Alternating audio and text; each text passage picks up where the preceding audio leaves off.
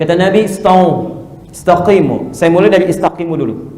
Istaqimu itu artinya, perhatikan, badan tegak. Ya, dalam bahasa Arab, qomah itu tegak, tidak miring kanan, nggak miring kiri, posisi tegak. Pelan-pelan. Itu istaqimu namanya, qomah. Ya. Adapun posisi kaki, perhatikan, dalam hadis yang tunggal sifatnya, Nabi tidak merinci. Apakah kakinya ini mesti misalnya, mohon maaf, begini sifatnya? Ya. Jadi depannya itu keluar, terbuka, ya. Dalamnya ke dalam, tumitnya, itu nggak dirinci. Ya. Atau kalau lurus begini, belum ada keterangan dalam kalimat yang pertama ini. Ya. Jadi ini menunjuk kesan bahwa kalau Anda sholat sendirian, munfarid, ya, sepanjang badannya tegak, kemudian tsumastaqbilil qiblah, menghadap ke arah kiblat, itu sudah sah secara hukum. Misal, saya sholat sendirian begini, saya menghadap kiblat. Ya. Posisi kakinya misalnya terbuka begini, ya, terbuka. Kemudian, maaf, baik itu terbuka ataupun lurus begini, yang penting menghadap kiblat sudah sah. Ya. Tapi yang Anda penting perhatikan, istaqimu, tegak badan, ya. Kemudian istau. Nah ini bagian keduanya. Istau, berada posisi kaki lebarnya seimbang. Ya. Dalam bahasa Arab kalimat istau itu punya dua arti. Keseimbangan ini sejajar dengan bahu, turun ke bawah. Ya, turun ke bawah. Jadi tidak terlampau lebar begini, ya, tidak terlampau rapat begini.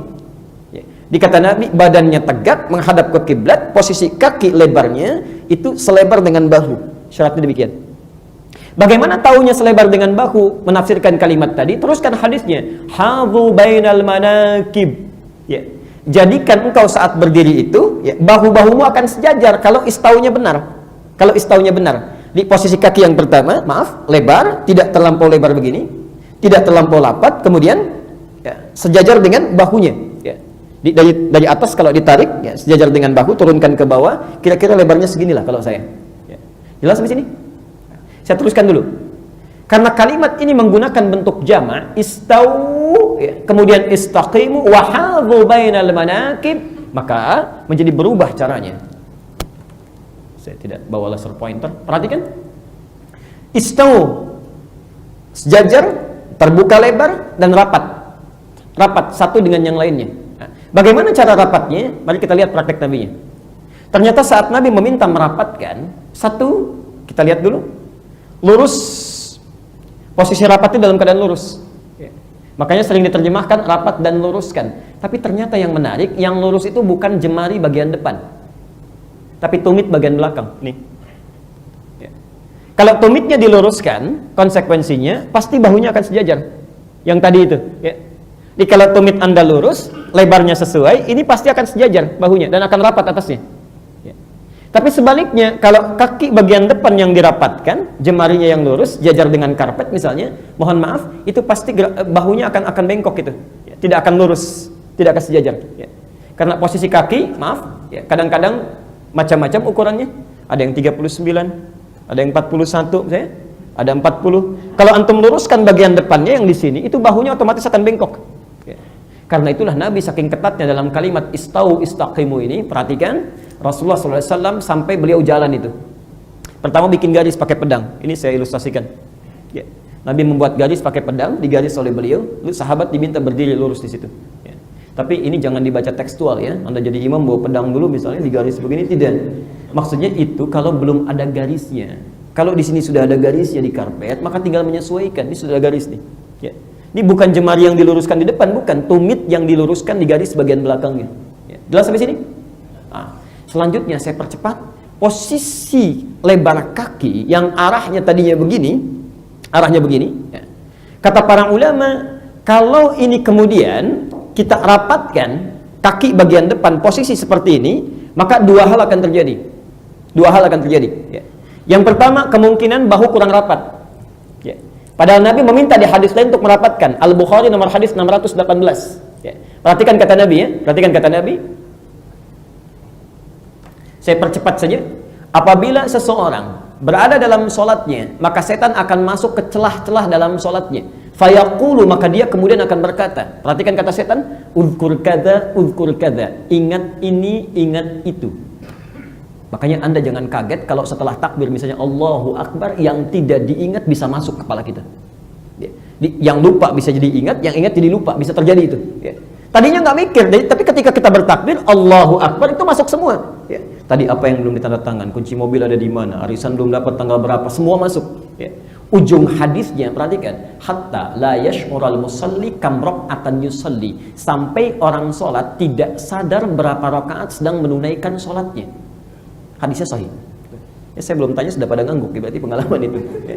Nah, karena itu, perhatikan, saya teruskan. Karena itu posisi kaki diatur lagi di ujung hadis. Abu Daud nomor hadis 666. Lihat ujung hadisnya. Wala tadharu furjatin lisyaitan. Kalau Anda sudah bagus berdirinya, siap merapatkan, ini sudah diluruskan, kata Nabi, lurusnya kaki kita dan bahu itu jangan biarkan ada celah kecil setan masuk. Ya. Ingat ya, ada halal, ada furjat, itu lain. Kalau halal itu longgar begini. Kalau furjat itu ditempelkan tapi masih ada celah. Nah, sekarang saya tunjukkan, misal Afwan bisa cepat saja ke depan, 3 orang, cepat saja, 1, 2, 1 lagi, 3. Mohon DKM tolong dicatat, saya insya Allah akan berikan buku ya pada yang maju. Selanjutnya kalau maju lagi tidak berlaku, yang ini saja 3. Tolong Pak, depannya ikuti saya, kakinya begini, terbuka keluar, nggak lurus begini tapi terbuka begini. Ya, baik. Nah, sekarang perhatikan. Ada yang kakinya dibuka begini, ya. Kemudian menghadap kiblat, itu sah salatnya. Sah, tidak ada masalah secara hukum fikih. Tapi resikonya kata Nabi, ini ada furjat di sini. Furjat itu walaupun depannya nempel begini, tapi ada celah kecil ini. Ya, ada celah di bawahnya tuh. Ya. Kalau celahnya longgar begini, misalnya longgar, ya. Ini halal namanya. Sela-sela yang kosong. Tapi kalau antum sudah dempet tapi masih ada celah sedikit, itu furjat namanya. Kata Nabi, jangan sisakan celah sekecil apapun karena setan bisa masuk.